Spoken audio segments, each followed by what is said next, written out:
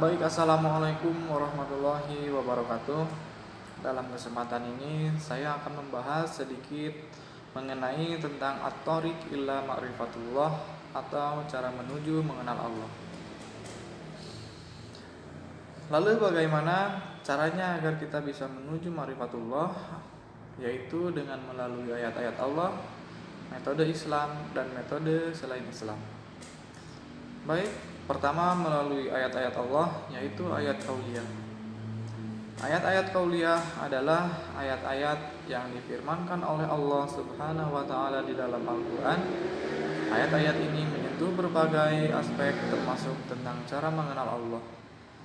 Jadi dengan kita mendalami ayat-ayat kauliyah ini dan percaya terhadap firman-firman Allah yang ada di dalam Al-Qur'an, maka insya Allah kita akan dengan mudah menuju ma'rifatullah.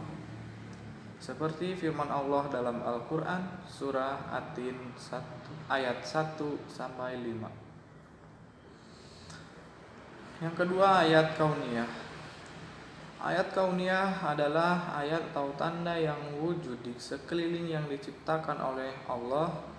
Ayat-ayat ini dalam bentuk benda, kejadian, peristiwa, dan sebagainya yang ada di alam semesta ini. Oleh karena alam ini hanya mampu dilaksanakan oleh Allah dengan segala sistem dan peraturannya yang unik, maka ia menjadi tanda kehebatan dan keagungan penciptanya. Dengan ayat-ayat kauniyah ini kita bisa mentafakuri dari segala ciptaannya yang ada di alam semesta ini, karena sesungguhnya tidak ada yang bisa menciptakan alam semesta dan segala isinya kecuali Allah Subhanahu wa ta'ala. Firman Allah dalam Al-Quran surat Fussilat ayat 53 yang artinya, kami akan memperlihatkan kepada mereka tanda-tanda kekuasaan kami di segala wilayah bumi dan pada diri mereka sendiri, hingga jelas bagi mereka bahwa Al-Quran itu adalah benar. Tidaklah cukup bahwa sesungguhnya Tuhanmu menjadi saksi atas segala sesuatu. Yang kedua, melalui metode Islam, yaitu satu dengan nakli dan akal.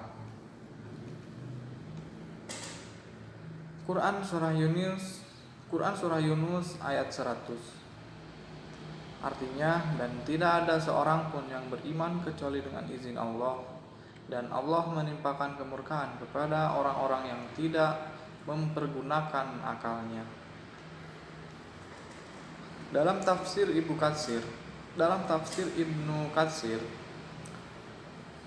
oleh Ismail Umar Al-Quraisy bin Katsir Al-Basri Ad-Dimashqi, firman Allah Subhanahu wa ta'ala, dan tidaklah seorang pun akan beriman kecuali dengan izin Allah, dan Allah menimpakan kemurkaan yang dimaksud dengan ar-rajis ialah kerusakan dan kesesatan kepada orang-orang yang tidak mempergunakan akalnya, yakni tidak mempergunakan akalnya untuk memikirkan hujah-hujah dan dalil-dalil Allah. 2. Membenarkan Quran surah Ali Imran ayat 191 yang artinya, orang-orang yang mengingat Allah sambil berdiri atau duduk atau dalam keadaan berbaring, dan mereka memikirkan tentang penciptaan langit dan bumi, seraya berkata, ya Tuhan kami, tidaklah Engkau menciptakan ini dengan sia-sia. Maha suci Engkau, maka peliharalah kami dari siksa neraka. Artinya, sesungguhnya pada yang demikian itu benar-benar terdapat peringatan bagi orang-orang yang mempunyai akal atau yang menggunakan pendengarannya sedang ia menyaksikan. Quran surah Qaf ayat 37. Oleh Ismail bin Umar Al-Quraisy bin Katsir Al-Basri Ad-Dimashqi, firman Allah Subhanahu wa ta'ala, sesungguhnya pada demikian itu benar-benar terdapat peringatan. Mujahid mengatakan bahwa makna yang dimaksud ialah akal. atau yang menggunakan pendengarannya sedangkan dia menyaksikan melalui metode selain Islam. Satu yaitu dugaan dan hawa nafsu. Dalam Al-Quran surah Al-Baqarah ayat 55 yang artinya, dan ingatlah ketika kamu berkata, hai Musa, kami tidak akan beriman kepadamu sebelum kami melihat Allah dengan terang. Karena itu kamu disambar halilintar sedang kamu menyaksikannya. Tafsir Ibnu Katsir oleh Ismail bin Umar al-Quraisy bin Katsir al-Basri ad-Dimashqi. Allah Subhanahu wa taala berfirman, ingatlah akan nikmatku yang telah kulimpahkan kepada kalian, yaitu aku hidupkan kembali kalian sesudah kalian mati tertimpa halilintar ketika kalian meminta sebelumnya agar dapat melihatku secara terang-terangan, padahal hal tersebut tidak akan mampu kalian lakukan dan tidak pula bagi orang-orang seperti kalian. Kedua, ragu-ragu. Quran surat Al-Hajj ayat 55 yang artinya, dan senantiasalah orang-orang kafir itu berada dalam keraguan-raguan terhadap Al-Quran hingga datang kepada mereka saat kematiannya, dan tiba-tiba atau datang kepada mereka azab di hari kiamat.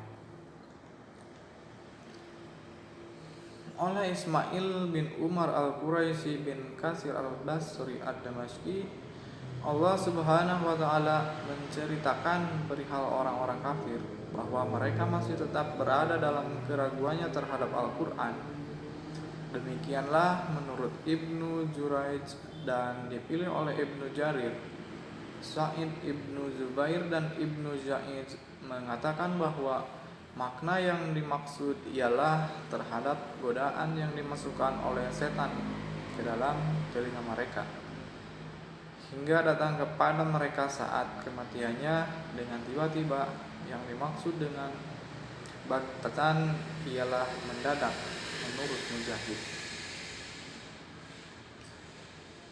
Mungkin inilah cara-cara jalan menuju ma'rifatullah.